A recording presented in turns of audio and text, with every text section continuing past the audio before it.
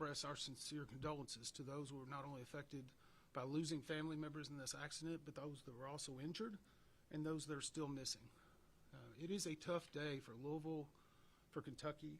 It's a tough day as being a Kentuckian myself, and I know what a great community this is, how impactful those people that suffered and have died are, and we've seen it all day. We know it is tearing at the community, and we're deeply sorry. And we are here to try to find out not only what happened, but why it happened, and more importantly, how do we prevent it from happening again.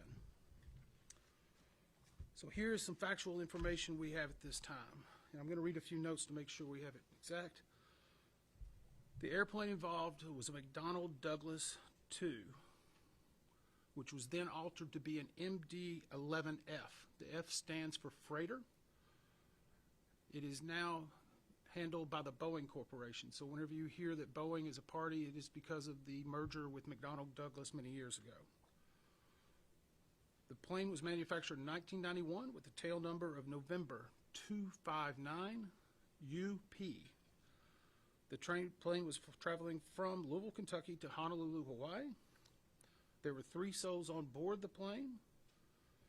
After being cleared for takeoff, a large plume of fire in the area of the left wing occurred during the takeoff roll. The plane lifted off and gained enough altitude to clear the fence at the end of runway 17R. Shortly after clearing that fence, it made impact with structures and the terrain off of the airport property. A post-impact fire ensued, which covers approximately almost a half of a mile. Now, we have viewed airport CCTV security coverage, which shows the left engine detaching from the wing during the takeoff roll.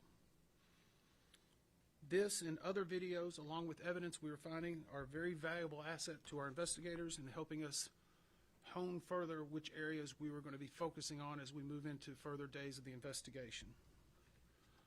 Now, let me tell you a little bit about our process at the NTSB. What we will do is analyze the facts, determine the probable cause of this accident, and then issue a report on those recommendations. Now, the investigator in charge of this is with me here.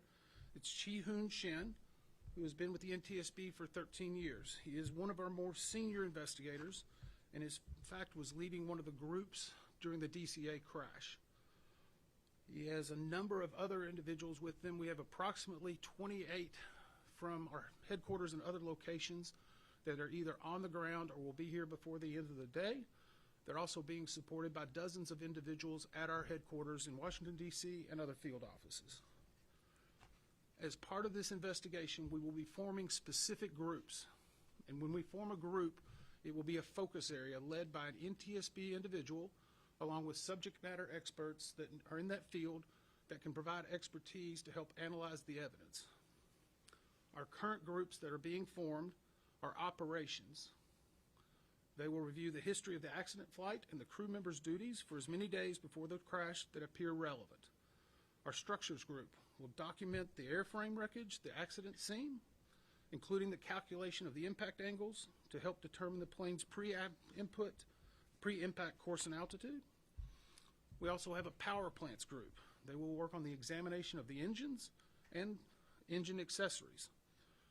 We have a systems group. They will study the components of the plane's hydraulic, electrical, pneumatic, and associated systems, together with the instruments and elements of the flight control system. Now, outside of that group, we have also brought in, and another group that we'll have will be maintenance, which will obviously be looking at maintenance records, any work that's been done on this plane for as long as back as needed. We are also bringing in specialists in air traffic control, human performance, aircraft performance, recorders, government relations, media relations. And in addition to our investigators, we have brought 5 of our transportation disaster assistance team.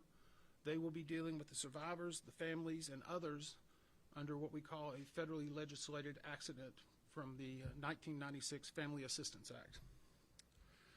Now, tonight we will be holding an organizational meeting and establishing parties to our investigation. Because we're very new into it, we'll not be announcing the parties at this moment, but they will obviously be manufacturers of the aircraft, operators of the aircraft, unions representing some of the members. We'll have more details on that probably tomorrow during a briefing. Now, the NTSB offers this party status to those companies, government agencies, and associations that have employees or activities or equipment involved in the accident. And we offer this because they have subject matter expertise and technical expertise and relevant information to help support the development of the best possible report. Now, once a party joins an NTSB investigation, they are not permitted to release documents or talk publicly about the investigation without the consent of the NTSB. Now, you can rest assured right now all of the parties or potential parties are complying with that requirement, and they're cooperating fully with the NTSB investigators. Again, it will be only the NTSB that will release information regarding this accident going forward. Tomorrow will be our first full day on scene. Our investigative teams, we anticipate, will be here at least a week, if not longer. Our mission, again, is to understand not only what happened, but why it happened, and recommend changes to prevent it from happening again. We will not be determining the probable cause while we are here on scene, nor will we speculate about what may have caused this.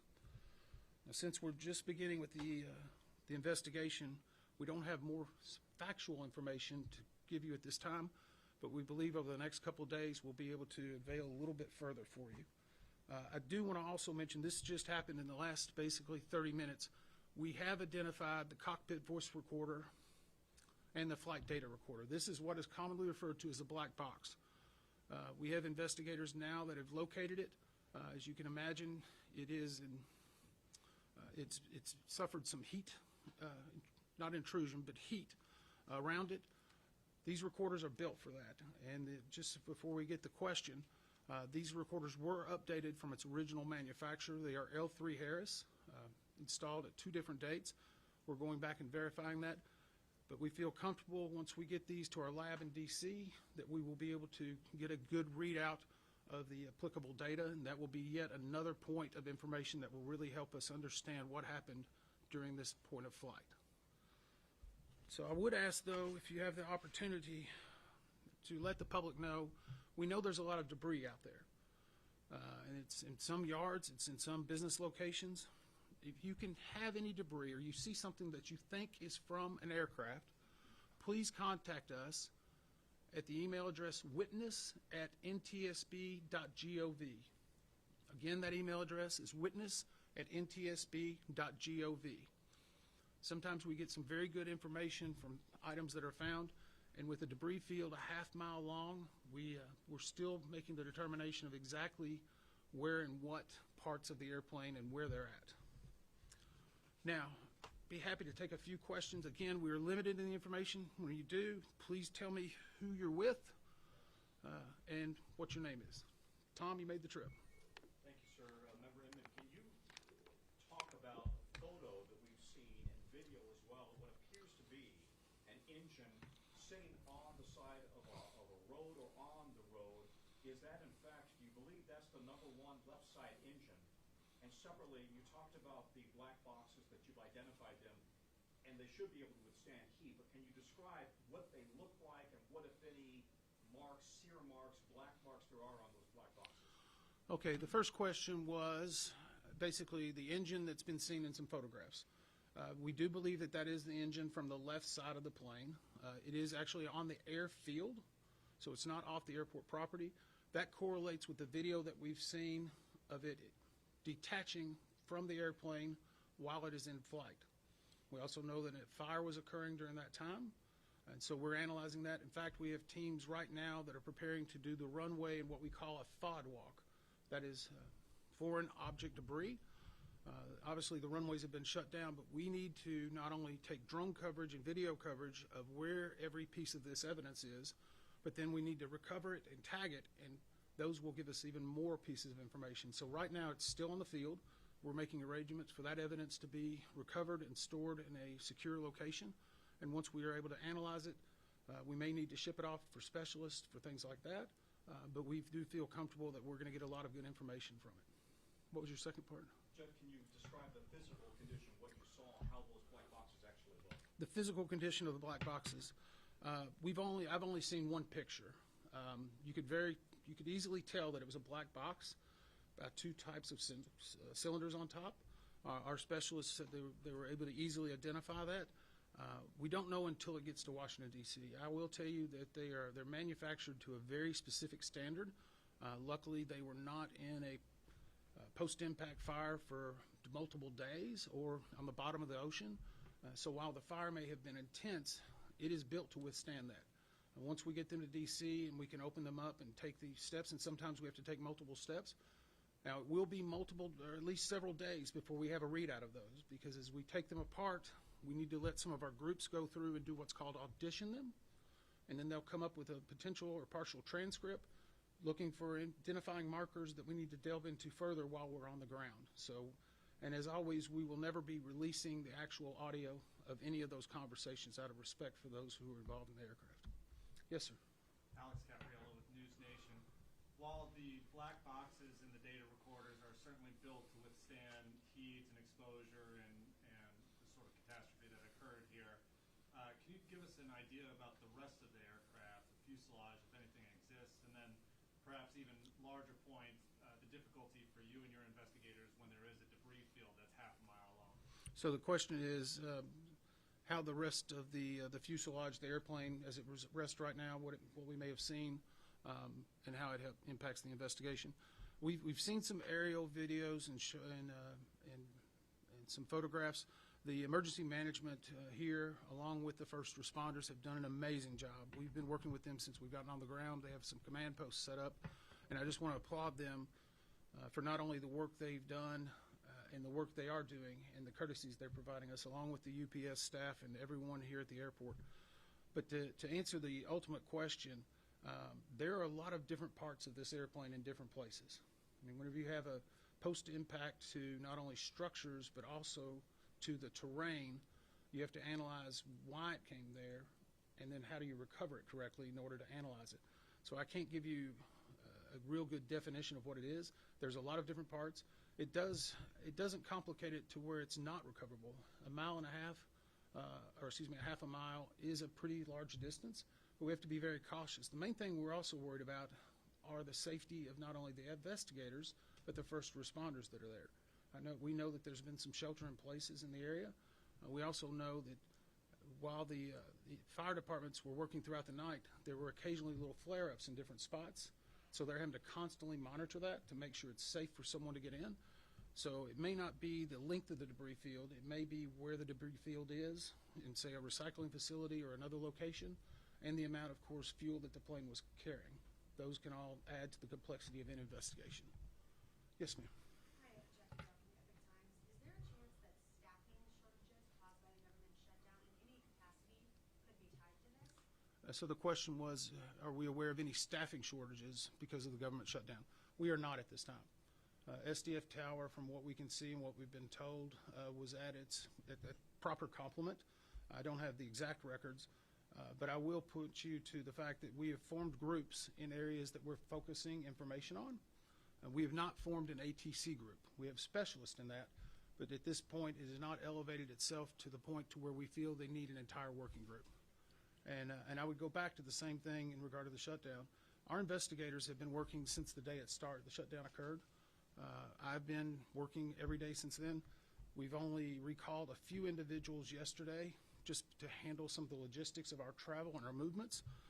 But we have everyone we need and then some in order to make sure we're performing this investigation. Yes, sir. Dave Mattingly, Wave News in Louisville. I'm looking for some context. How rare is it that you see a plane with this much fuel on it going down and creating the fire that we saw here? Okay, so the question is how much fire in regard to this fuel load, and how in the United States we don't see it very much, which is great, and it means that the recommendations, we've made over 15,000 recommendations in our 65-year history. We have about an 82% success ratio.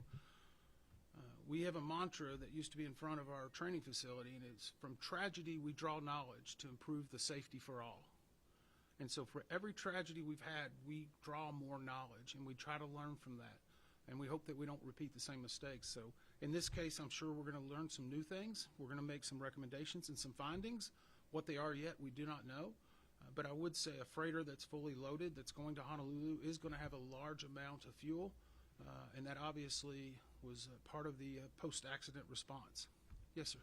Jonathan Greg's question from Louisville. What's the rotating speed of a fully fueled MD-11? How fast is it going at takeoff? The question was, what is the rotation speed? Takeoff Takeoff speed? speed. 175, 180? I don't have the exact figures for you. I apologize. I'm not a pilot. We will be looking at that. Typically, you're looking at speeds in the 150s to 180s, 190s, but I don't want to give you a definitive number because I would be guessing. And some of those are based upon exactly what's occurring at what point of flight that it's occurring. So there's a lot of different things that go into it in addition to the weight and balance. How much thrust and speed is needed to obtain lift and to achieve it, and if necessary, to do an emergency diversion. So we've had a lot of experience with that. I don't know at this point if it will be a factor, but it's certainly something we'll look at. Yes, sir. Dylan Lovin, Associated Press. Was this flight delayed, and was maintenance being done on this flight before it was? So the question was this flight delayed or were maintenance being done before that? We, as part of the maintenance group, they will be going back and looking at every aspect of maintenance that was done on this plane and how many cycles since it's occurred. To date, UPS has indicated to us that it was not delayed and that there was not maintenance work done immediately before. Now, again, that is information that we will still collaborate and independently verify, but at least by first glance, we do not see that happening. I know it's been reported some places, but we have not found something to lead us into looking at an immediate pre-takeoff. Two more questions. Yes, ma'am. Are you aware of any airworthiness directives that were out regarding MD-11 or the engine manufacturers? The question is in regard to airworthiness directives regarding the engine or the actual aircraft. I'm not aware of any. We go through a very regimented process of things that we view and try to review: maintenance records, airworthiness directives, advisory circulars, service bulletins. To say that there's none would be probably very unlikely, because an aircraft that's been flying for that many years could have had multiple different generations. It will be something that we'll look at. We'll be confirming whether the work was done or how it was done and who did it. But at this point, we have not seen anything that's said we need to hone in on a specific area. One more question? Yes, sir. Tom Regulus, WHAS here in Louisville. How much of your investigation focuses on the runway itself here at SDF, and will the runway remain shut down as you continue to investigate? So the question is in regard to how much of our investigation will focus on the runway and how long it will be shut down. The runway itself, from what we have seen, was obviously being used continually. Louisville has a lot of operations every day. They have a really great crew that works on their operations, maintenance, and upkeep. We'll be looking at any type of factors, such as when they last did a FOD scan or whether there was good skid, whatever. A lot of different things go into the actual pavement. So right now, we're not seeing something that says we need to open up an airport working group. In regard to the closure of the runway, we're very cognizant. I mean, I was here 4 months ago meeting with the safety staff. They invited me up, got to talk to the president of UPS Airlines and all of their safety staff. We were walking through a lot of different scenarios.